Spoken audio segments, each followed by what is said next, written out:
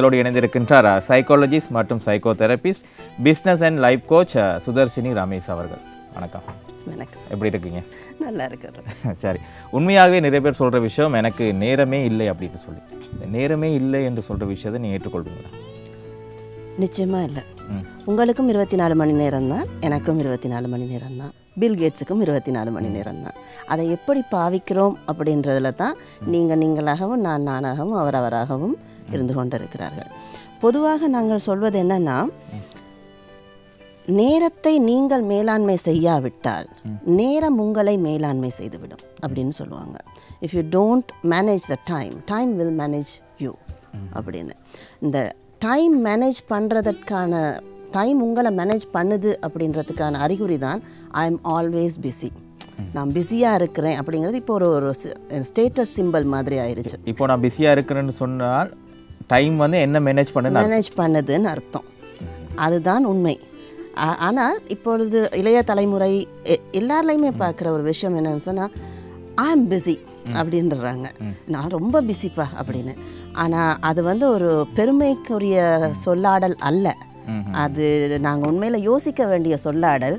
ஏனென்று சொன்னால் அங்கே அர்த்தம் நேரம் உங்களை மேலாண்மை செய்து கொண்டு இருக்கின்றது. டைம் இஸ் மேனேஜிங் யூ, அதுதான் அர்த்தம். இப்போ இந்த ஐ எம் பிஸி, வேலையாக இருக்கேன், பிஸியாக இருக்கேன், கதைக்க டைம் இல்லை, சாப்பிட்ற டைம் இல்லை, பிள்ளைகளோட டைம் செலவழிக்கிறதுக்கு நேரம் இல்லை, இப்படி எல்லாரும் வந்து நேரத்து மேலேயே பழிய போடுறாங்க, அடுத்து டைமையும் ப்ளேம் பண்ணுறாங்க.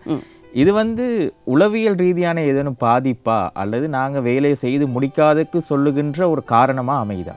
எல்லாமுமே காரணமாக. உளவியலும் ஒரு தாக்கம், உளவியல் தாக்கமும் இருக்கின்றது. அது எப்படி உளவியலோடு கனெக்ட் ஆகுது? ஒரு சின்ன ஒரு விஷயம் என்னென்னா, உளவியல் ரீதியாக நாங்கள் எதையாவது பார்த்து பிரமிச்சிட்டோம், பயந்துட்டோம் அப்படின்னு சொன்னால் உடனே அதை தவிர்க்கிறதுக்கு ஒரு இப்போ சொல்லணும், ஒரு பிரச்சனை வருது அப்படின்னா முதல்ல அந்த பிரச்சனையை தவிர்க்கத்தான் நிறைய பேர் பார்ப்பாங்க. இது வந்து ஒரு உளவியல் செயல்பாடு. இப்போது நிறைய வேலைகள் ஒரு நாளில் இருக்கும் பொழுது நாங்கள் அந்த வேலைகளை எல்லாம் ஒருமிக்க பார்க்கும் பொழுது இவ்வளவு செய்யணுமா அப்படிங்கும் பொழுது கொஞ்சம் தவிர்த்துடலாமா, சரி பண்ணலாம், இதை பண்ணிட்டு பண்ணுறேன், அந்த மாதிரி எங்களை வந்து சமப்படுத்தி கொள்றதுக்கு அல்லது கொஞ்சம் டீவியேட் பண்ணி கொள்றதுக்கான வாய்ப்புகளை நாங்கள் தேடுறோம். அப்படி தேடும் பொழுது நாம் என்ன பண்ணிடுறோம்னு சொன்னால், அப்படியான விஷயங்களை மூழ்கி போயிடுறோம். அவைகள் வந்து எங்களை கன்சியூம் பண்ண, அதாவது எங்களை அது உட்கொண்டுருது, அந்த மாதிரியான ஆட்கொண்டு விடுகிறது. அப்படியான ஒரு விஷயங்கள் முக்கியமாக இந்த திரை நேரம்னு சொல்லுவோம்ல, இதில் தான் நிறைய நேரம் போகுது. நீங்கள் செல்ஃபோனை சொல்கிறீங்க, செல்ஃபோன், டிவி, நம்ம அதில் தான் பேசிகிட்டு இருக்கோம். இருந்தாலுமே கூட அது எதுவுமே, அதாவது அளவுக்கு மிஞ்சினால் அமிர்தமும் நஞ்சு தானே, அந்த மாதிரி. ஏன்னா பொதுவாக இந்த அவருடைய பாஸ்வேர்டுங்கிற புத்தகத்தில் கோபிநாத் சொல்கிறாரு, நேரத்தை மிச்சப்படுத்துறதுக்காக நாங்கள் கண்டுபிடித்த பொருட்களால் தான் இன்றைக்கு நேரம் அதிகளவாக செலவு ஆகி கொண்டிருக்கின்றது அப்படின்னு சொல்லி. அது இப்போ நேரத்தை மீதப்படுத்துவதற்காக தான் ஃபோன், செல்ஃபோன், இதுகள் எல்லாமே, கம்ப்யூட்டர் ஃபாஸ்ட்டாக இருக்கணும், கம்ப்யூட்டர் எல்லாமே பண்ணுறோம். ஆனால் அதுகளில் தான் அதிகமான எங்களுடைய நேரம் விரயமாகி கொண்டு இருக்கின்றது. நீங்கள் சொல்கிற மாதிரி இப்போ நிறைய இடங்களுக்கு போயிட்டு நாங்கள் பொருட்களை கொள்வனை செய்கிறதுக்கு எல்லாம் ஒரே இடத்துக்கு வந்துட்டா அந்த இடத்துல நாங்கள் செலவழிக்கிற நேரம் அதிகமாக இருக்குது அப்படின்னு சொல்கிறீங்க? அதிகமாக இருக்கிறது, அதிகமாகவே இருக்கிறது. அது மட்டும் இல்லை, என்ன செய்கிறோம்னு சொன்னால், எங்களுடைய தேவையில்லாத விடயங்களில் செலவழிக்கிற நேரமும் அதிகரித்து விட்டது. அதான் இருக்கே, நேரத்தை தான் மீதப்படுத்துகிறோமே அப்படின்ற ஒரு இதில் தேவையில்லாத விடயங்கள்லையும் நாங்கள் வந்து எங்களுடைய நேரத்தை விரயமாக்கி கொண்டு இருக்கின்றோம். அதுதான் உண்மை. சரி, இப்போது ஒரு சராசரி மனிதன் காலையிலே எழும்புறான்னு வச்சுக்கொள்ளலாம், இரவு தூங்க போகும்போது கிட்டத்தட்ட ஒரு 12 அல்லது 14 மணித்தியாலம் ஆக்டிவாக இருக்கக்கூடிய ஒரு பர்சனாக இருப்பார். இப்போது அவங்களுக்கு நீங்கள் சொல்கிற அந்த ரொட்டீன் டைம் என்னது, எந்தெந்த இடத்துல நாங்கள் நேரத்தை மிச்சப்படுத்தணும் அப்படின்னு சொல்லி ஒரு சராசரி மனிதனுக்கு? இல்லை, சராசரி மனிதன் அப்படின்னு சொல்லும்போது ஒவ்வொருத்தருக்கும் ஒவ்வொரு டைம் ஜோன் இருக்கும். சரி, அப்போ நான் வந்து சில நேரங்களில் காலை வேலையில் ரொம்ப ப்ரொடக்டிவாகவும் அந்தி ஆகும் பொழுது ப்ரொடக்டிவ் இல்லாமலும் இருக்கக்கூடும். அதே மாதிரி நீங்கள் வந்து இரவில் ப்ரொடக்டிவாக, அதாவது அந்தியில் பகலுக்கு பிறகு ப்ரொடக்டிவாகவும் காலை வேலைகளில் அவ்வளவு ப்ரொடக்டிவ் இல்லாத ஒருவராகவும் இருக்கலாம். ஸோ முதல்ல வந்து எங்களுடைய அந்த டைம் ஜோனை நாங்கள் தெரிஞ்சுக்கிறணும். ஆனால் இப்போ நிறைய பேர் கிளைம் பண்ணுவாங்க, நான் இரவில் தான் இதாக இருப்பேன். ப்ரொடக்டிவாக நீங்கள் என்ன செய்தீங்க அப்படிங்கிறது தான் கேள்வி. ஃபோனை வச்சு பார்த்துட்டு இருக்கிறது ப்ரொடக்டிவ்னஸ் கிடையாது. உங்களுடைய நீங்கள் செய்ய வேண்டிய ஆற்ற வேண்டிய கர்மங்களை நீங்கள் இரவு என்றில்லை, அந்தி பொழுதில் தான் நீங்கள் ப்ரொடக்டிவாக செய்வீர்களாக இருந்தால் சரி, உங்களுடைய டைம் ஜோன் அது.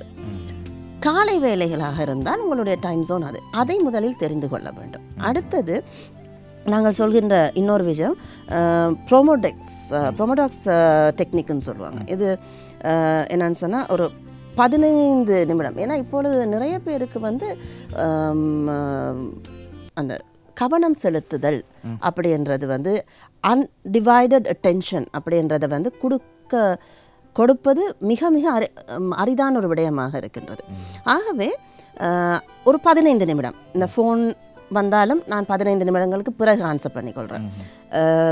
வாட்ஸ்அப்போ இமெயிலோ எதுவாக இருந்தாலும் நான் 15 நிமிடங்களுக்கு பிறகு செய்கிறேன். இந்த 15 நிமிடம் அன்டிவைடட் அட்டென்ஷனாக இந்த வேலையை இருந்து நான் செய்து முடித்து விடுகிறேன். இன்னும் நாங்கள் அதை இலகுவாக சொல்லணும்னு சொன்னேன். ஒரு 15 நிமிடங்கள் அமர்ந்து வேலை செய்ய வேண்டும். ஒரு படிக்கிற பிள்ளையா இருந்தால் 15 நிமிஷம். அதுக்கு பிறகு நான் ஒரு 10 நிமிஷம் பிரேக் எடுத்துக்கலாம். அந்த டைம் அந்த மற்ற விஷயங்கள் எதுலையுமே கவனம் செலுத்துறது இல்லை. அப்போ இது 15 நிமிடங்களுக்கு அதிகமாக இருந்தால் நல்லது. கடைசி 15 நிமிடங்களாவது அட்லீஸ்ட் சாப்பிடும் போதும் சரி. சாப்பிடும் போது இந்த சாப்பாடு என்பதற்கு எடுத்துக்கொள்ள போகின்ற நேரம் 10 நிமிடமாக இருக்கலாம். அந்த 10 நிமிடத்தை அந்த உணவில் கவனம் செலுத்தி சாப்பிட்டு விட்டு பிறகு ஃபோனையோ டிவியையோ பார்க்கலாம் என்ற மனநிலையை நாங்கள் அதிலிருந்து சின்ன சின்னதாக உருவாக்கி கொள்ளலாம். நாங்கள் ஒரு சின்ன நிமிஷத்துக்கு போக வேண்டிய அவசியம் இருக்காது, கொஞ்சம் கொஞ்சமாக போகலாம் இல்லையா? ஜான் கிளீன் என்றவர் சொல்கிறார், அவருடைய அந்த அட்டாமிக் பவர் இதில் சொல்வார், அந்த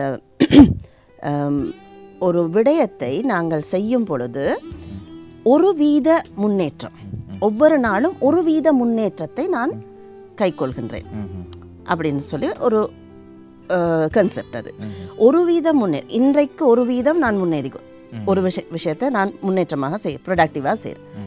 அடுத்து இன்னொரு வீதம், அடுத்த நாள் இன்னொரு வீதம். ஆகவே இது கன்ஸ்டண்ட்டாக இருக்கணும், தொடர்ச்சியானதாக இருக்க வேண்டும். ஒவ்வொரு நாளும் ஒவ்வொரு வீதம் என்று சொல்லும் பொழுது அது பழக்கத்திற்கும் வந்துவிடும். ஒரு ரூட்டீன், ஸ்டக்கிங் அப்படின்னு சொல்லுவோம். இதற்கு மேல் அடுத்தது சின்ன சின்ன படிகளாக, சின்ன சின்ன ஸ்டெப்ஸாக அதை வந்து நாங்கள் செய்து கொண்டு போகக்கூடியதாக இருக்கும் அப்படின்னு சொல்கிறேன். இதை விட கொஞ்சம் சிக்கலான ஒரு விடயம். நான் இதை முடிந்தவரை இலகுவாக சொல்கிறேன். இப்போது நாங்கள் ஒரு வேலையை செய்கிறோம் என்றால் நாங்கள் நேரத்தை செலவழித்து அதற்கான பணத்தை நாங்கள் பெற்றுக்கொள்கிறோம். ஆனால் பணத்தை செலவழித்து நேரத்தை பெற்றுக்கொள்ள முடியுமா? ஆமாம். அது எப்படி சாத்தியமா? நான் பணத்தை செலவழித்து நேரத்தை எடுத்துக்கொள்றது. நீங்கள் சொல்கிறது நான் இன்னும் கொஞ்சம் விளக்கமாக சொன்னால், நாங்கள் பொதுவாக என்ன செய்கிறோம், இப்போ நீங்கள் இன்றைக்கி இருக்கிறீங்க, நான் இன்றைக்கி வேலைக்கு போக போகிறேன், என்னுடைய நேரம் என்பதை நான் செலவழித்து பணத்தை பொருளீட்டுகிறேன், பணத்தை ஈட்டிக்கொள்கிறேன். அப்போது அப்படி ஈட்டப்பட்ட பணத்தை செலவழிக்கும் பொழுது அதன் மூலமாக, அதில் முழுமையாக இல்லாவிட்டாலும் ஒரு பகுதியாவது உங்களுடைய நேரம் மீள கிடைக்க வேண்டும். நேரத்தை ஈட்டிக்கொள்வதற்கான வழிகளையும் நீங்கள் பணத்தை செலவு செய்வதன் மூலம் பெற்றுக்கொள்ள வேண்டும். உதாரணமாக இப்படி, இப்போ நான் ஒரு குடும்ப தலைவியாக இருந்து கொண்டு வேலைக்கும் சென்று கொண்டு இருக்கும் பொழுது நான் ஒரு சலவை இயந்திரம் வாங்குறேன்னு வச்சுக்கோங்க. சலவை இயந்திரம் என்பது என்னுடைய நேரத்தை மிச்சப்படுத்துகிறது என்றால் என்ன அர்த்தம்? நான் நேரத்தை வாங்குகிறேன், சரியா? Buying time. அதே மாதிரி ஒரு என்ன சொல்லலாம், ஒரு வாகனம் வாங்குகிறோம் என்றால் அங்கேயும் நாங்கள் என்ன செய்கிறோம்? நேரத்தை வாங்குகிறோம். ஒரு இடத்துக்கு பஸ் ஸ்டாண்டுக்கு போய் பஸ்ஸில் ஏறி அந்த பஸ்ஸோட டைமுக்கு நாங்கள் அட்ஜஸ்ட் பண்ணி அப்படி இல்லாமல் என்னுடைய நேரத்திற்கு நான் செய்வதற்காக வேண்டிய ஒரு வாகனத்தை.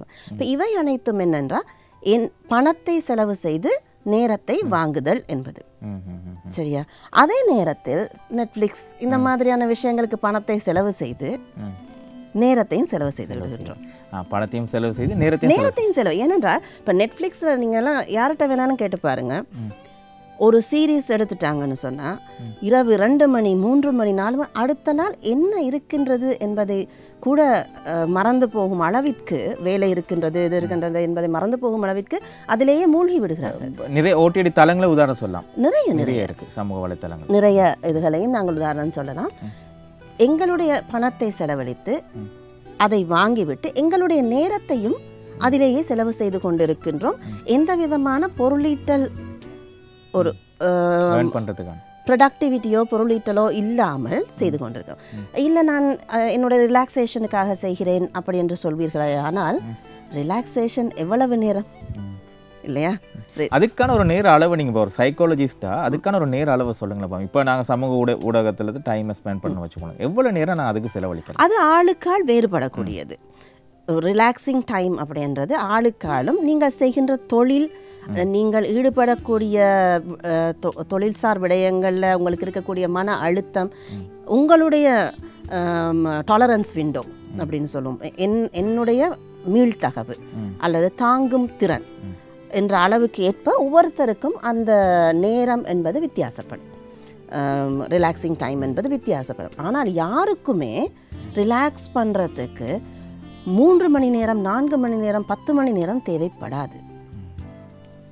ஏனென்றால் அது அன்ப்ரொடக்டிவாக போய்விடும். ஒரு செயல்திறன் என்பது இல்லாத குறைகின்ற ஒரு விடயமாக இதுதான் இப்படியே இருந்து விடலாம் என்ற ஒரு மனப்பாங்கினை ஏற்படுத்துவதாக போய்விடும். ஆகவே 10 நிமிடத்திலிருந்து 1 மணி நேரம் என்று வைத்துக்கொள்வோமே. இது எந்த ஆராய்ச்சிகள் முடிவுகளால் நான் சொல்வது அல்ல, நான் ஒரு அனுபவ ரீதியான உதாரணத்தில் சொல்கின்றேன். 10 நிமிடம் இருக்கலாம் அல்லது 1 மணி நேரமாக இருக்கலாம். அது உங்களுடைய மன அழுத்தத்தையும் நீங்கள் ஈடுபட்டிருக்கக்கூடிய காரியத்தையும் பொறுத்து இருக்கிற. இப்போ ஒரு பாட சம்பந்தமாக படித்து கொண்டிருக்கின்ற ஒரு பிள்ளை அப்படின்னு சொன்னால் ஒரு 10 நிமிடம் கூட போதுமானது தான். 30 நிமிடம் படித்தால் 10 நிமிடம் ஒரு பிரேக் எடுத்துக்கலாம். 1 மணி நேரம் படிச்சுட்டு ஒரு 15 மினிட்ஸ் பிரேக் எடுத்துக்கலாம். அது ஓகே. அதுவே உடல் உழைப்பு செய்பவர் அப்படின்னு சொன்னால் அதை விட கொஞ்சம் அதிக நேரங்கள் ஓய்வெடுத்து கொள்ளலாம். நீங்கள் சொல்கிற மாதிரி ஒவ்வொருத்தர் செய்கிற வேலைக்கு ஏற்ற மாதிரி அவங்களுக்கான ஓய்வு நேரத்தை நாங்கள் செய்கின்ற வேலை மற்றும் அவருடைய டாலரன்ஸ் லெவல், டாலரன்ஸ் விண்டோ என்று சொல்லுவோம். அதான் உங்களுக்கு தெரியுமா, நிறைய யங்ஸ்டர்ஸ் இளைஞர்கள் யுவதிகள் வந்து இந்த செல்ஃபோனுக்கு அடிமையாகி தங்களுடைய வாழ்க்கையை இழக்கின்ற நிலைக்கு போயிருக்கின்றார்கள். இப்போது உங்களுக்கு தெரியும், இன்ஸ்டாகிராமில் ரீல்ஸ் என்று நாங்கள் பார்ப்போம் இல்லையா? ரீல்ஸ் செய்து கொண்டிருக்க நேரத்தில் ஒரு சிறுவனுக்கு வந்து ஒரு மிகப்பெரிய பாதிப்பு ஏற்பட்டு அவர் இப்போ ஒரு ஆபத்தான நிலையில் இருக்கின்றார். குறிப்பாகவே நிறைய இளைஞர் யுவதிகள் செய்கின்ற ஒரு விஷயம் என்ன அப்படின்னு சொன்னால், இந்த ரீல்ஸ் செய்து மற்றவர்களை கவர வேணும் என்பதற்காக நிறைய அந்த ஆச்சரியமான விஷயங்களை செய்கிறதுக்கு முற்படுவாங்க. இந்த சிறுவன் வந்து 7ஆம் வகுப்பில் படித்த ஒரு சிறுவன் தான். இப்போ அவர் உயிரிழந்திருக்கின்ற என்ன காரணம் அப்படின்னு சொன்னால், ரீல்ஸை ரீக்ரியேட் செய்ய முயன்ற பொழுது கழுத்தில் வந்து கயிறு இறுகி இந்த மாணவன் மயங்கி விழுந்து இப்பொழுது உயிரிழந்திருக்கின்றார். சில வேளைகள் அந்த ஆக்ரோஷமாக இருக்க வேணும், மற்றவர்கள் அந்த வாவ் என்று சொல்கிற அளவு இருக்க வேணும் என்பதற்காக சில முட்டாள்தனமான முடிவுகள் எடுத்து சிறுவர்கள் இவ்வாறு செய்கின்ற பொழுது உண்மையாகவே இவர்களுக்கு உளவியல் ரீதியாக பாதிப்பு இருக்கா? அந்த கேள்வியை நாங்கள் அப்படியே சுதர்ஷினவாள்கிட்ட நாங்கள் கேட்குறோம். உண்மையாகவே கவலைக்குரிய ஒரு விடயம் என்ன என்று சொன்னால், உலகம் என்னை வியந்து பார்க்க வேண்டும், உலகம் என்னை உற்று பார்க்க வேண்டும் என்ற மனப்பாங்கு இன்று இளைஞர்களிடையே அதிகரித்து காணப்படுகின்றது. ஒரு என்ன சொல்கிறது, ஒரு 15 நிமிட உலக புகழுக்காக வேண்டி எங்களுடைய வாழ்க்கையை பணயம் வைத்து கொண்டிருப்பது, எங்களுடைய உயிரை பணயம் வைப்பது, எங்களுடைய முன்னேற்றத்தை, எங்களுடைய மனநலத்தை பணயம் வைப்பது என்பது மிக மிக தவறான ஒரு விடயம். ஆனால் இன்றைய காலகட்டம் மிக வேகமான காலகட்டம். நாங்கள் சொல்லுவோம் இந்த அட்டென்ஷன் விண்டோ அப்படின்னு, எவ்வளவு நேரம் ஒரு விடயத்தை கவனம் செலுத்தலாம் என்ற அந்த கவனம் செலுத்தக்கூடியதாக இருக்கின்றது என்ற அட்டென்ஷன் விண்டோ இந்த காலத்தில் குறைந்து கொண்டு வருகிறது எல்லோரும். அதனால தான் இப்போ இந்த 1 மணி நேர நிகழ்ச்சியை கூட எத்தனை பேர் இருந்து பார்ப்பார்கள் என்று சொல்வதற்கு இல்லை. அந்த அளவுக்கு பொறுமை இல்லை. அந்த பொறுமை என்பது அதான் குறைந்து கொண்டு வருகின்றது. அதாவது கவனம் செலுத்தக்கூடிய தன்மையும் குறைந்து கொண்டு வருகின்றது. எல்லாமே விரைவாக நடக்கணும், எல்லாமே விரைவாக. அதனால தான் நீங்கள் பார்த்தீங்கன்னா ஷார்ட்ஸ் அப்படின்னு சொல்லி இப்போ நிறைய வருது, ரீல்ஸ் என்று வருது. இவற்றின் மூலமாக செய்ய கொடுக்கக்கூடிய ஒரு 30 செகண்ட் 1 நிமிடத்தில் விடயங்களை சொல்லி முடித்து விட வேண்டும். அதிகமாக சொன்ன போர் அடிக்காதீங்கப்பா அப்படின்றவாங்க. இந்த மனநிலை வந்து எல்லா நேரமும் சரியானதாக அமையாது. காரணம், சில விடயங்கள் நேரம் எடுத்துத்தான் செய்தாக வேண்டும். அப்படியான விடயங்களுக்கு நேரத்தை கொடுத்துத்தான் ஆக வேண்டும். ஆகவே இப்படி பழகிவிட்ட இளைய சமுதாயம் அவற்றின் மூலமாகவே அதை பெற்றுக்கொள்ளவும் பார்க்கிறது. அதே போல அதுதான் ஒரு மாயையை உருவாக்கி வைத்திருக்கிறார்கள். அதுதான் புகழ். அதிலே இருந்தால் நாங்கள் சொல்லுவோம், அதிலே இல்லாவிட்டால் ஒரு பதட்டம் வந்து விடுகிறது அவர்களுக்கு. அதை செய்யாவிட்டால் ஒரு பதட்டம். நான் சோஷியல் மீடியாவில் இல்லை அப்படின்னு சொன்னால் ஒரு பதட்டம், மிகப்பெரிய ஒரு தாழ்வு மனப்பான்மை, மிகப்பெரிய ஒரு தாழ்வு மனப்பான்மை. அதை நாங்கள் ஃபோமோன்னு சொல்லுவோம், ஃபியர் ஆஃப் மிஸ்ஸிங் அவுட்ன்னு சொல்லுவோம். ஃபியர் ஆஃப் மிஸ்ஸிங் அவுட், அதாவது தான் இல்லாமல் போய்விடுமோ, தன்னை விட்டு விட்டு உலகம் சென்று விடுமோ அப்படி என்ற ஒரு பயம் இளைய சமுதாயத்தினரிடமும் அனைவரிடமுமே இப்பொழுது காணப்படுகின்றது. ஆகவே விரைவாக செய்துவிட வேண்டும், சீக்கிரமாக செய்துவிட வேண்டும், சட்டன் எனக்கு தெரிந்ததையெல்லாம் கூறிவிட வேண்டும். அதாவது இப்பொழுது நான் பார்ப்பது என்னவென்றால், கடை விரிப்போர் உண்டு கொள்வார் இல்லை அப்படின்னு ஒரு கூற்று இருக்கு. அதாவது விடயங்கள் எல்லா இடமும் எல்லாருமே சொல்றாங்க, ஆனால் யாரும் கேட்டுக்க மாட்டேன்றாங்க. நீங்கள் சொல்கிற மாதிரி இப்போ சோஷியல் மீடியா எடுத்துக்கொண்டா எல்லாரும் அட்வைஸ் பண்ணுறாங்க, எல்லாருமே பண்ணுறாங்க, எல்லாரும் என்ன சொல்கிறது மோட்டிவேஷன் ஸ்பீக்கர் ஆகிட்டான். எக்ஸாக்ட்லி. அதாவது தடி எடுத்தவன்லாம் தண்டால்காரன் அப்படின்னு சொல்லுவாங்க. அது மாதிரி யார் கையிலெல்லாம் ஃபோன், யார் வேணால் எது வேணான்னு சொல்லலாம். ஆனால் இன்னொரு ஆபத்தான ஒரு விடயம் என்னன்னு சொன்னால், இன்டர்நெட்டில் இருக்கிறதெல்லாம் உண்மை அப்படின்ற நம்புகின்ற ஒரு தலைமுறையையும் உருவாக்கி கொண்டிருக்கின்றோம். இது தலைமுறை மேலே நாங்கள் குற்றம் சொல்ல முடியுமா, அல்லது டெக்னாலஜி மேலே குற்றம் சொல்ல முடியுமா, சமூக இந்த சோஷியல் மீடியா வளர்ச்சி மேலே குற்றம் சொல்ல முடியுமா? நீங்கள் யாரை குற்றம் சொல்லுங்கள்? இதில் குற்றம் சொல்வதற்கு எதுவுமே இல்லை. அறியாமல் செய்து கொண்டிருக்கிறோம். அறியாமலும் இல்லை. இது என்ன சொல்றது, இது ஒரு கால ஓட்டத்தின் தேவைப்பாடு. அதை எப்படி பயன்படுத்துகின்றோம் என்பதுதான். ஒரு கத்தியை வைத்து நீங்கள் எதுவும் செய்யலாம், ஒரு கொலையும் செய்யலாம், மரக்கறியும் வெட்டலாம், காவிங்கும் செய்யலாம். அந்த கத்தி கத்தி தான். அதை எப்படி நீங்கள் கையாள்கின்றீர்கள் என்பதில் தான் விடயம் இருக்கின்றது. தான் நான் உதவி சொன்னேன், நேரம் எல்லாருக்கும் 24 மணி நேரம், யாருக்கும் அதிகமாக வந்துவிடப் போவதில்லை. அதை எப்படி பயன்படுத்துகின்றோம் என்பதில் தான் எங்களுடைய முன்னேற்றம்.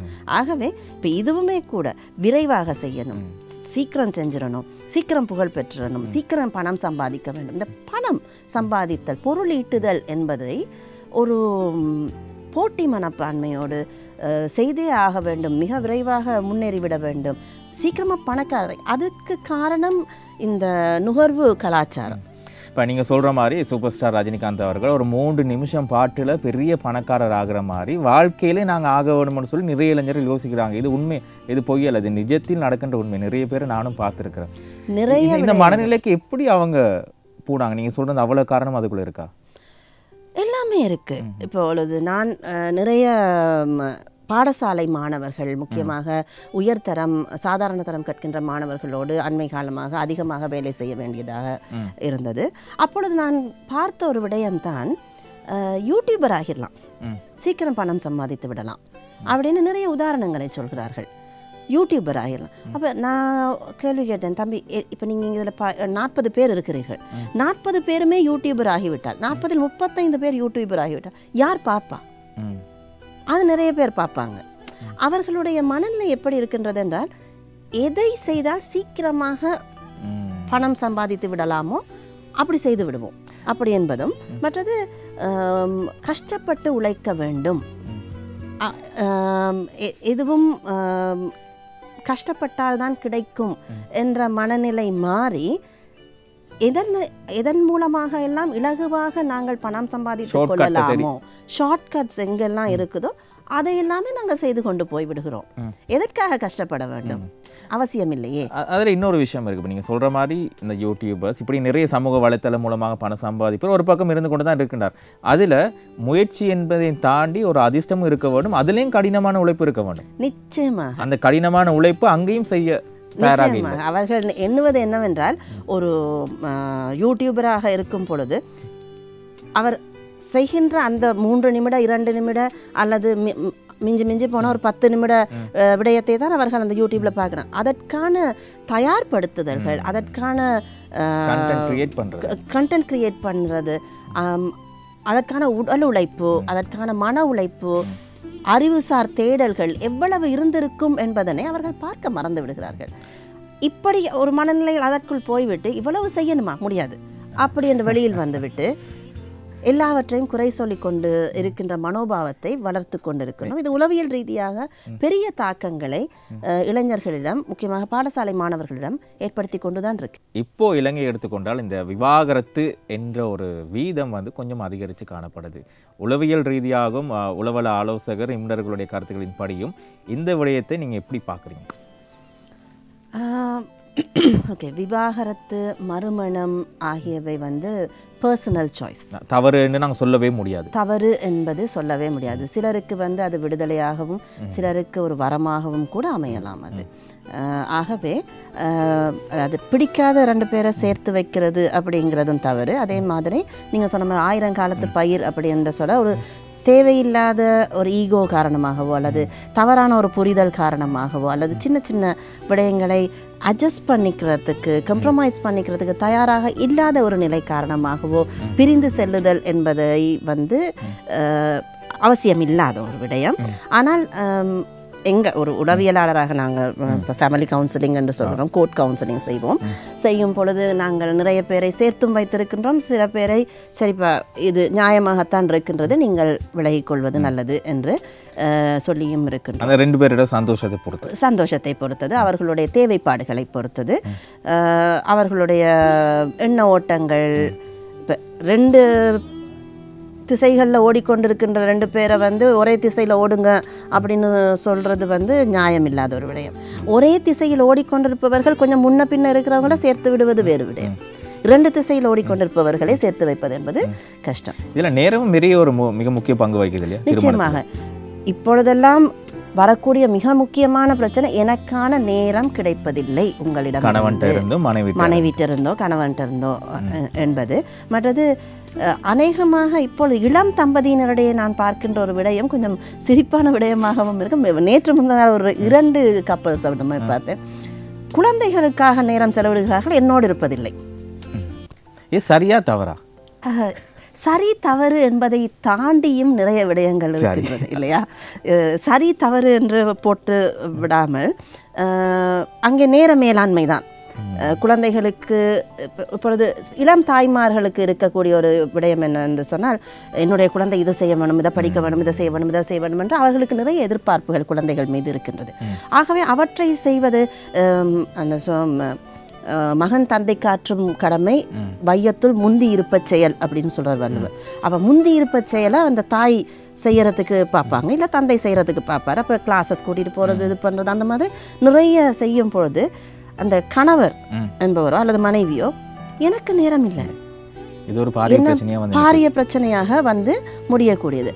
அதே போல் கணவர், அதாவது பொதுவாக கணவர் வேலைக்கு செல்கிற மனைவி வீட்டில் இருக்கிற ஒரு இடத்துலையும் அல்லது 2 பேருமே வேலைக்கு செல்கிற இடமாக இருந்தாலுமே கூட வேலையில் உங்களுக்கு இருக்கிற கவனம் என் மேலே இல்லை. இந்த ஜென்சியை பற்றி நான் கொஞ்சம் கதைக்கணும். உண்மையாகவே இது கதைக்கப்பட வேண்டிய ஒரு விஷயம். இந்த ஜென்சி என்றால் என்ன, இதுக்குள்ளே யார் உள்ளடங்குவாங்க, இதை பற்றி நான் கொஞ்சம் விவரமாக பேசினால் நன்றாக இருக்கும் அப்படின்னு நினைக்கிறேன். உதாரணத்தோடு இல்லை, நேர மேலாண்மை பற்றி பேசி கொண்டிருக்கும் பொழுது இந்த ஜென்சியை பற்றி பேசுகிறது கொஞ்சம் பொருத்தமாகத்தான் இருக்கும்னு நினைக்கிறேன். இந்த ஜென்சி அப்படின்றது இப்போது இருக்கின்ற இளைய தலைமுறை 2010 இந்த அதுகளுக்கு பிறகு பிறந்தவங்க 2000 அந்த ஆண்டுகளுக்கு பிறகு 2K கிட்ஸ்னு வச்சுக்கிறீங்க. அவர்கள் அதுக்கு நிறைய வரையறைகள் இருக்கின்றது, நாங்கள் அதற்குள் போக வேண்டாம். ஜென்சி என்று சொல்கின்றவர்கள் இவர்கள் வந்து இந்த நேரம் எல்லாத்தையும் வேகமாக செய்ய வேண்டும், வேகமாக முன்னேறிவிட வேண்டும், வேகமாக இடங்களை அடைந்து விட வேண்டும் என்பதும், இவர்களுடைய அறிவு கூர்மையும் அதிகம், அறிவுத்திறன் எல்லாமே அதிகம். இவர்களுக்கு விடயங்கள் தெரியும், நாலேஜ். ஏனென்றால் இவர்களுக்கான அந்த வாய்ப்பு அதிகம். இன்டர்நெட் இருக்குது, இது இருக்குது. இப்போ நானும் நீங்களும் லைப்ரரிக்கு போய் செய்ததை இவர்கள் 2 நிமிடத்தில் இன்டர்நெட்டில் தேடி அசைன்மெண்ட்டை எழுதிடுவாங்க. அப்போ அந்த மாதிரியான வாய்ப்புகள் வசதிகளோடு வளர்ந்தவர்கள் கொஞ்சம் கஷ்டப்பட்டு வேலை செய்ய வேண்டும் என்பதும், கொஞ்சம் வாழ்க்கையில் சில விடயங்களுக்கு முகம் கொடுப்பதை விட முடித்து கொண்டு சென்று விடுவது இலகுவானது. இப்போ நீங்கள் சொல்லுங்கள், ஒரு பிரச்சனை வருதுன்னு சொன்னால் பிரச்சனையை ஃபேஸ் பண்ணாமல் எதுக்கு ஃபேஸ் பண்ணிக்கிட்டு நிறைய வாய்ப்புகள் இருக்குது, விட்டுட்டு போயிட்டே இருக்கலாம் அப்படின்ற ஒரு மனநிலை அதிகமாக இருக்கக்கூடிய. உதாரணத்துக்கு ஒரு வேலை செய்யணும், வேலை செய்கிற இடத்துல பிரச்சனை வந்தால் பிரச்சனை சமாளிக்க வேலையை விட்டுட்டு போயிடுவோம். இப்பொழுது பொதுவாக எங்களுக்கு முந்தைய தலைமுறையை பார்த்தீங்கன்னா 30 வருடம் 40 வருடம் ஒரே இடத்தில் வேலை செய்வார்கள். நாங்களும் ஓரளவுக்கு ஒரு 10-15 வருடங்கள் ஒரே இடத்தில் வேலை செய்திருப்போம். அதற்கு மேல் இருக்க நாங்களும் போவோம். இந்த ஜென்சி அவர்கள் 4 மாதம் 8 மாதம் 1 வருடத்திற்கு குறைவான காலப்பகுதிக்குள் அவர்களுக்கு வேண்டாம்னு போயிடும். தேவையில்லை, அடுத்தது போயிடலாம், போர் அடிக்குதுப்பா அப்படின்றவாங்க, டக்குன்னு போர் அடிச்சிடும் உங்களுக்கு. அப்போ அந்த நேரம் அப்படின்றது அவர்களை பொறுத்தவரை வேகமாக செல்ல வேண்டும். ஏனென்றால் டிவி, கார்ட்டூன், இந்த சோஷியல் மீடியா எல்லாமே வேகமாக நடப்பதால் வாழ்க்கையும் அப்படி வேகமாக ஓட வேண்டும். வாழ்க்கையிலும் விடயங்கள் வேகமாக நடக்க. நீங்கள் சொன்ன மாதிரி ரஜினிகாந்த் 3 நிமிஷத்தில் முன்னேற மாதிரி நானும் வந்துடணும், அப்படித்தான் நடக்கும் என்று நம்புகின்ற ஒரு தலைமுறை. இப்போ ஜென்சி சார்பாக நாங்கள் உங்கள்கிட்ட கேள்வி கேட்டால், அப்படி போகிறதுல என்ன தப்பு இருக்குது? ஒரே கம்பெனியில் நீங்கள் 20-30 வருஷம் வேலை செய்கிறீங்க, அதில் எந்த ஒரு க்ரியேட்டிவிட்டியும் இருக்க போகிறதில்ல, ஒரு புதிய முயற்சி இருக்க போவதில்லை. நாங்கள் இப்படி போகிறதுல என்ன தவறுன்னு அவங்க கேட்டால் அதுக்கு என்ன பதில் இருக்கு? அனுபவம். அனுபவத்தால் வருகின்ற விடயங்கள், நிறைய விடயங்கள் அறிவினால் மட்டும் வந்து விடுவதில்லை இல்லையா? உண்மையான விஷயம். அப்போ இந்த அது நான் ஒரு யூடியூப் ஷோ ஒன்று பார்த்தேன். அதில் சொல்கிறாங்க, 8 மாதம் என்னிடம் வேலை செய்பவர் என்னிடம் கேட்கிறார், 10 வருடமாக வேலை செய்கிற அவர்கள் செய்வதும் நான் செய்வதும் ஒன்று தான். 10 வருஷமாக அவங்க வேலை செய்கிறாங்க, அவங்களுக்கு நீங்கள் நிறைய சம்பளம் கொடுக்குறீங்க. நான் 8 மாதமாக இருக்கு, நானும் அதே தான் செய்கிறேன், எனக்கு குறைவாக சம்பளம் கொடுக்குறீங்க, எனக்கும் அதே சம்பளம் வேணும். அவர் சொல்கிறார் என்னென்னா, அவர்களுக்கு நான் வேலை அந்த சம்பளத்தை கொடுப்பதற்கு காரணம் அவர்கள் அவ்வளவு காலம் என்னுடன் இருக்கிறார்கள், அதுக்காக நான் நன்றி கடனுக்கு கொடுப்பது அல்ல. அவர்களுக்கு தெரியும் நாளைக்கு இதில் ஒரு பிரச்சனை அப்படின்னு வந்ததுன்னு சொன்னால், ஒரு சந்தர்ப்பம் எமர்ஜென்சி என்று வந்தால் அந்த நேரத்திலும் இந்த கம்பெனியை நெவிகேட் பண்ணிக்கிட்டு போகிறதுக்கு, முன்னால் கொண்டு போகிறதுக்கு, இது ஒரு ஷிப்புன்னு எடுத்துக்கிட்டிங்கன்னா, இந்த ஷிப்பு ஸ்ட்ரோம் வந்தால் ஷிப்பை முன்னுக்கு கொண்டு போக அவங்களால முடியும். ஆனால் உன்னால் முடியுமா இல்லையான்னு எனக்கு இன்னும் தெரியாது. அவங்களுக்கு முடியும் என்றும் எனக்கு தெரியும், அவர்கள் செய்வார்கள் என்றும் எனக்கு தெரியும், செய்தும் இருக்கிறார்கள், உன்னையும் செய்வதற்கு வழிகாட்டுவார்கள் என்பதும் எனக்கு தெரியும். ஆகவே அவர்களுக்கு அதிகமாக கொடுக்கிறேன். காரணம், அவர்கள் அப்படியான ஒரு விடயத்தை செய்ய வேண்டும், அப்படி ஒரு எமர்ஜென்சி வரும், ஒரு ஸ்ட்ரோம் வரும் என்றதற்காக இல்லை, வர வேண்டும் என்பதற்காக அல்ல. வந்தால் செய்வார்கள், ஆனால் வர வேண்டும் என்பது என் விருப்பம் அல்ல. இன்சூரன்ஸ் வச்சுருக்கோம்ல, இன்சூரன்ஸ் என்னத்துக்கு வச்சுருக்கோம்? என்னுடைய வீடு தீப்பிடித்து விட்டால் அல்லது ஒரு ஆபத்துக்கு உள்ளாகிவிட்டால் அதை எதிர்கொள்வதற்கு. ஆனால் அதற்காக நான் இன்சூரன்ஸ் எடுக்கிறதன் காரணமாக அப்படி ஒன்று வரணும்னு நான் நினைக்க மாட்டேன். ஆனால் அந்த இன்சூரன்ஸுக்கு நான் பே பண்ணுவேன், காசு கொடுப்பேன். அதை போலத்தான் அவர்களுடைய அனுபவம் இந்த கம்பெனியை ஒரு சந்தர்ப்பங்களில் காப்பாற்றும், முன்னேறி கொண்டு செல்லும் என்ற அனுபவம் அவர்களிடம் இருக்கின்றது. அது உன்னிடம் இல்லை. அதை நீ பெற்றுக்கொள்ளும் பொழுது அதே அளவுக்கான வருமானம் உனக்கும் வரும் அப்படின்னு அவர் சொல்கிறார். இப்போ இது ஒரு சென்சிபிளான ஒரு பதிலாக எனக்கு தோன்றியது. இந்த நேரம் என்பது இவ்வளவு காலம் பிடிச்சிட்டு இருக்கணும் அப்படின்ற ஏன் அவசியம் அப்படின்னு சொன்னால் இதுதான்.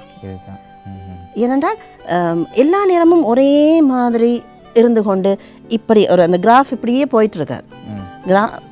இப்படி தான் போகும் வாழ்க்கையோ வேலையோ எல்லாமே. நீங்கள் சொல்ற மாதிரி ஜென்சி அந்த பரம்பரை சேர்ந்தவர்கள் கிராஃப் மேலே தான் போயிட்டு இருக்கோம் நம்புறாங்க. இடையில கஷ்டமோ நஷ்டமோ ஒன்றும் வரக்கூடாது, அப்படியே பாசிட்டிவாக போய்கொண்டே இருக்கு வாழ்க்கையில். அதாவது ஏனென்றால் அந்த இப்போ டிவி இதுகளில் ஒரு கட்டமைக்கப்பட்ட பிம்பத்தை தானே அவங்க பார்க்குறாங்க, ஒரு மாயையான பிம்பம். அதாவது யாரோ ஒருவர் எழுதிய ஸ்கிரிப்டில் இருக்கிறவங்க இவங்க எதிர்பார்க்கிறபடியெல்லாம் அடுத்தடுத்த சீன் வந்துட்டே இருக்கும், அது போயிட்டே இருப்பாங்க. எதை நேர வீண் விரயமாக நாங்கள் நினைக்கிறோம், எதை நாங்கள் தேவையில்லாமல் செய்து கொண்டு நினைக்கிறோம் அப்படின்னு சொல்லி நிறைய சொற்றோடு இதில் பயன்படுத்தலாம். நீங்கள் நினைக்கிற விஷயம் என்ன? நேர விரயம் அப்படின்னு சொல்லும்போது நான் இப்போ முதலே சொன்னேன், என்னது கணினி திரைகளில் ஃபோனில் நிறைய நேரங்களை பாவிக்கிறது, மற்றது எதையுமே சீக்கிரமாக செஞ்சிடணும் அப்படின்னு நினைக்கிறது. முதலாவது ஒரு விஷயம் சொல்லணும், நேர மேலாண்மைங்கிறது அறக்க பறக்க ஒரு விஷயத்தை செய்து சீக்கிரமாக முடிக்கிறது இல்லை. நேர மேலாண்மை அவசரமாக செய்கிறது இல்லை, டைம் மேனேஜ்மெண்ட். அவசரமாக செய்வது டைம் மேனேஜ்மெண்ட்டே கிடையாது. ஒரு விடயத்தை அனுபவித்து உணர்ந்து அதில் என்னெல்லாம் இன்னும் நல்லா செய்யலாம் அப்படின்னு திருப்தியாக செய்வது, அதற்கான நேரம் தான் நேர மேலாண்மை அப்படின்றது. அதே நேரத்தில் ஒரு விடயத்தை, தேவையில்லாத ஒரு விடயத்தை அனுபவித்து செஞ்சுக்கிட்டு இருக்கிறதும் நேர விரயம் தான். தேவையில்லாத ஒரு விஷயம் உதாரணத்துக்கு சொல்ல, ஒரு உதாரணத்துக்கு எப்படி சொல்லுவோமே, பர்ஃபெக்ட் பண்ணுறேன் அப்படின்னு சொல்லுவாங்க சில விஷயங்கள். சில பேருக்கு அந்த பர்ஃபெக்ஷனிசம் அப்படிங்கிற ஒரு பிரச்சனை இருக்கும். அதுக்காக அதை பர்ஃபெக்ட் பண்ண பார்ப்பாங்க. அது இல்லைனாலும் அது ஓடுமாக இருந்தால் அது ஓடலாம் இல்லையா? ஆனால் அதை பர்ஃபெக்ட் பண்ணி தான் இது பண்ணுவேன் அப்படிங்கிறதும், தேவையற்ற அலங்காரங்களை புகுத்துவது அப்படிங்கிறது எல்லாமே நேர விடயம். மழை பெய்கிற நேரம் பூச்செடிக்கு தண்ணி ஊற்றுற மாதிரி. எக்ஸாக்ட்லி. சரி, அப்படி வச்சுக்கலாம், அப்படியும் வச்சுக்கலாம். ஒரு என்ன சொல்கிறது, இப்போது எனக்கு இன்னைக்கு இந்த செயின் இந்த இது போதும் அப்படின்னு சொன்னால் போதும்.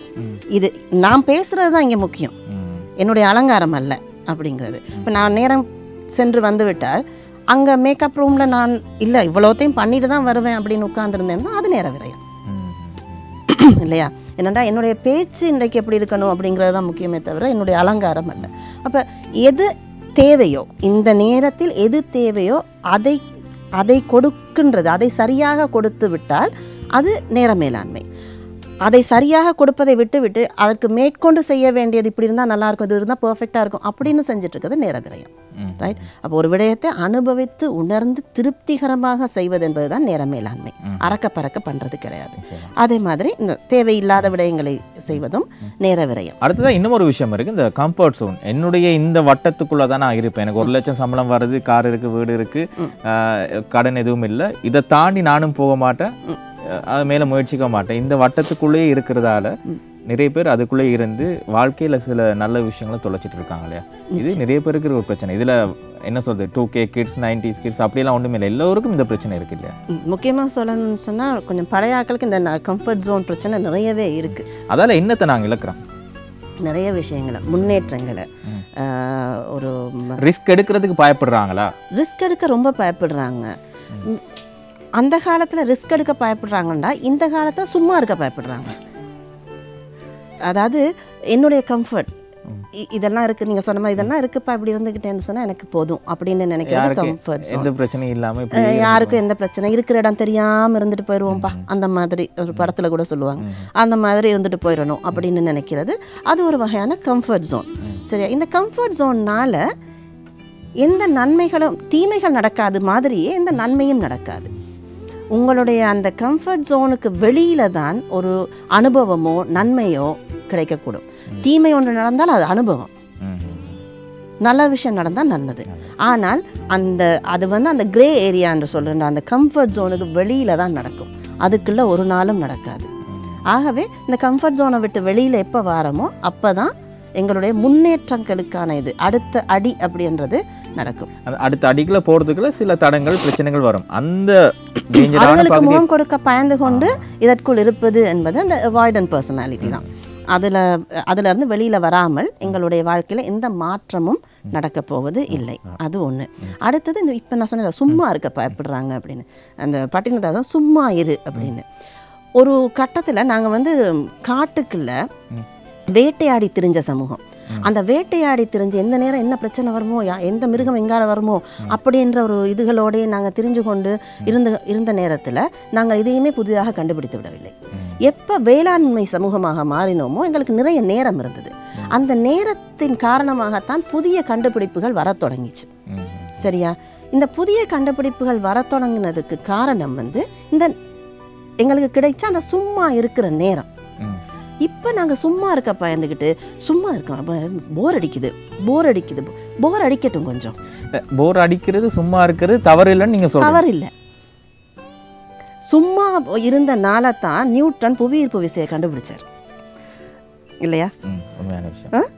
அந்த மாதிரி இந்த ஸ்வின் ஃப்ளூ அந்த வந்த நேரம், அந்த இதுகள் நேரம் தான் பல புதிய கண்டுபிடிப்புகள் வந்ததுக்கு காரணம் வந்து இந்த சும்மா இருந்தது தான்.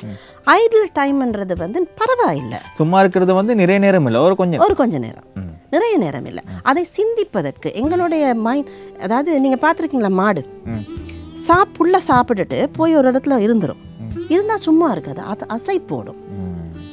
அதே தான் நாங்களும் பண்ணணும். இந்த சும்மா இருக்கிற நேரத்தில் என்னவெல்லாம் நாங்கள் கற்றுக்கொண்டோம், என்னவெல்லாம் எங்களுக்கு வந்தது அனுபவம், அதை வந்து மீழ்த்தி பார்ப்பது என்பது அந்த நேரத்தில் நடக்கும். அந்த நேரத்தில் நிறைய விடயங்கள் நான் இன்சைட் என்று சொல்லுவோம், அதுகள் வந்து எங்களுக்கு வரும்.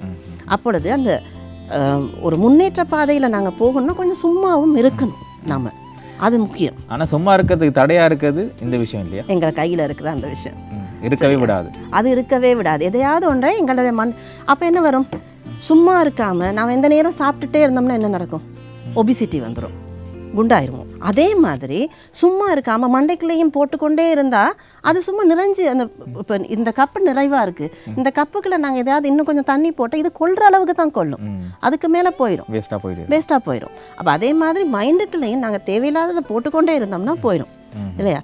எனக்கு எங்கள் மாமியார் இருக்கா, எங்கள் மாமியார் வந்து சொல்லுவாங்க, வேலை செய்துகிட்டே இருப்பாங்க, அவங்க எப்போவுமே வேலை செய்துட்டு இது பண்ணிகிட்டு இருப்பாங்க. அப்படி வேலை செய்துட்டு இருந்துட்டு அவங்க சும்மா இருக்கிற நேரம் அப்படின்றது, அவங்க சும்மா இருப்பாங்க, உட்கார்ந்து கதை பேசுறதில்ல. நாங்கள் சும்மா இருக்கிறதம்மா கதை பேசுறதில்ல, நாங்கள் வெங்காயம் தெரிவோம் அப்படிம்பாங்க. அந்த வெங்காயத்தை போட்டுட்டு தெரிவாங்களாம். அப்போ அதை அந்த நேரமுமே கூட அவங்க ஒரு ப்ரொடக்டிவாக யூஸ் பண்ணுறது, அது ஒரு வகை. அப்படி இல்லைன்னா நான் சொல்கிற மாதிரி இந்த சிந்தனைக்கு வழி விடுறது. சும்மா இருக்கணும், ஆனால் இந்த சிந்தனைக்கு வழி விடணும். சிந்தனை சிதற இல்லாமல் சிந்தனைக்கு சிந்தனைக்கு வழிவிட வேண்டும். மூளையும் ஃப்ரெஷ்ஷாக யோசிக்கும். அது ரொம்ப ரொம்ப ரொம்ப முக்கியம். சரியா. அதே மாதிரி இந்த இப்போ இந்த நேர மேலாண்மை அப்படிங்கிறத செய்கிறதுக்கு என்னெல்லாம் செய்யலாம் அப்படின்னு கேட்டிங்க இல்லையா. கம்ஃபர்ட் ஜோன்லேருந்து வெளியே வரணும் தான் நான் சொல்லிட்டேன். நேர மேலாண்மை அப்படிங்கும்போது நான் முதல்ல ஒன்று சொன்னேன் இல்லையா, இந்த 15 நிமிஷம் அட்டென்ஷன் கொடுங்க அப்படின்னு சொல்லி, அது வந்து ஒரு ஜென்ரலான ஒரு விஷயம். அடுத்தது வந்து 2 நிமிடத்தில் முடிக்கக்கூடிய ஒரு விஷயத்தை தள்ளி போடாதீங்க. இதுக்குள்ள நிறைய விஷயம் வருமே. நிச்சயமாக. என்னென்னா, ஒரு கப்பை டீ குடித்த கப்பை கழுவி வைக்கிறதுக்கு 2 நிமிஷம் ஆகுமா? அதை தள்ளி போட்டிங்கன்னா அது உங்களுடைய நேரத்தை அதிகளவாக திங்கிற ஒரு விஷயமா வந்துடும். அது கட்டியாகி ஒரு 10 செகண்டில் கழுவுற ஒரு விஷயம் தேய்ச்சி இன்னொரு 30 செகண்ட் 40 செகண்டில் கழுவ வேண்டி வரும். அங்கே வந்து நேரத்தை விரயம் செய்கிறீர்கள் இல்லையா. அப்போ 2 நிமிஷத்தில் செய்யக்கூடிய எந்த ஒரு விடயத்தையும் தள்ளி போடாதீங்க. சரியா. இதை சொல்லிட்டு இதுக்கு முரணான ஒரு விஷயத்தையும் சொல்கிறேன், கேட்பாங்க அப்படி. சரி, இதுக்கு முரணான ஒரு விஷயத்தையும் சொல்கிறேன். அதே என்னென்னா, இந்த மாதிரி இந்த 2 நிமிஷமாக செய்யக்கூடிய சில விஷயங்கள் இருக்கும்ல, அதுகளை குரூப்பிங்கும் பண்ணலாம். நம்ம குரூப்பிங் பண்ணுறதுன்னு சொன்னால், மெயில்ஸ் அனுப்ப இருக்குது, ஒரு மெயிலுக்கு 2 நிமிஷம் தான் ஆகும்னாலும் அந்த மாதிரி ஒரு 10 மெயில் இருந்ததுன்னா 10 நிமிஷத்துக்கு மேலே ஆயிரும்ல. அதனால் அந்த மாதிரி விடயங்களை குரூப் பண்ணிடுறது, ஒரே மாதிரியான விடயங்களை குரூப்பிங் கேட்டகரைஸ் பண்ணி குரூப் பண்ணிவிட்டு, இந்த நேரத்தில் நான் இதுகளை செய்திருவேன், இந்த நேரத்தில் இதுகளை செய்திருவேன், ஒரு குரூப்பிங் செய்து கொள்வது நேர மேலாண்மைக்கு முக்கியமான ஒரு செய்யக்கூடிய ஒரு அதான். 2 நிமிஷத்துக்கு குறைவான விஷயத்தை தள்ளி போடாதீங்கன்னு சொல்கிறது ஒன்று, அதுக்கு முரணான விஷயம் நான் சொன்னது. ஆனால் இது ரெண்டுக்கும் ஒரு விஷயம் இருக்குது, என்னென்னா சில விஷயங்களை குரூப் பண்ண முடியாது. இப்போ கப்பு கழுவுறதை நம்ம குரூப் பண்ண முடியாது, டைம் இருக்கு. சரியா, அது நிறைய டைம் போயிடும். அதே மாதிரி குரூப் பண்ணக்கூடிய விஷயங்களை குரூப் பண்ணுங்க. சரியா. ஒழுங்குபடுத்தல் வேணும். அடுத்தது உங்களுடைய எனர்ஜி ஜோன். நான் அதை முதல்ல சொன்னேன், அந்த எனர்ஜி ஜோன் அப்படிங்கிறது நீங்கள் காலையா இதை அந்தியில் வேலை செய்கிறவரா அதை பார்த்துக்கொண்டு அதற்கேற்ற மாதிரி உங்களுடைய காரியங்களை வகுத்து கொள்வது, இது நீங்கள் செய்ய வேண்டியது. மற்றது தேவையில்லாத விடயங்களுக்கு அதிக அளவான டீட்டெயிலிங் கொடுக்காமல் இருக்கிறது. தேவையில்லாத விஷயங்களுக்கு டீட்டெயில் பண்ணாமல் இது பண்ணாமல் இருக்கிறது நல்லது. மிக மிக முக்கியமான ஒரு விடயம் என்னென்னா, நேர விரயம் ஆகிருச்சே அப்படின்னு சொல்லிட்டு அதுக்கு கவலைப்பட்டுட்டு இருக்காமல் இருக்கிறது. டைம் போயிருச்சுன்னா அந்த டைம் எடுத்து நாங்கள் அது கவலைப்படுறோம். போன டைமுக்கு கவலைப்படுறேன்னு இன்னும் கொஞ்சம் டைம் போயிடும். இப்போ 2 வருஷத்தில் நான் அநியாயம் எம்எஸ்சி போட்டிருந்தேன்னா 2 வருஷத்தில் முடிச்சிருக்கலாம் அப்படின்னு சொல்லுவாங்க. அநியாயம் முடிச்சிருக்கலாம், இப்போ போயிருச்சே டைம் இன்னும் 2 வருஷம் கடத்திடுவாங்க. அதில் இன்னொரு விஷயம் நாங்கள் சேர்க்கலாம், திருமணம் நடக்கலையே அது யோசிச்சே 5 வருஷம் கழிச்சு தான் திருமணம் செய்வாங்க இல்லையா. இளமை காலம் முடிஞ்சு போயிடும். அப்படி இல்லாமல் ஒரு நேரம் விரயமாகிருச்சு, ஒரு விஷயம் செய்யாமல் விட்டுட்டோம், நேரம் விரயமாகிருச்சு அப்படின்னு சொன்னால் அதற்காக கவலைப்பட்டு கொண்டு இருக்காமல் முன்னேறி செல்கின்ற அந்த செயல்தான் முக்கியமானது. ஆகவே சொல்லலாமல் செயலாக நேர விரயத்தை தவிர்த்து கொள்ளுங்கள்.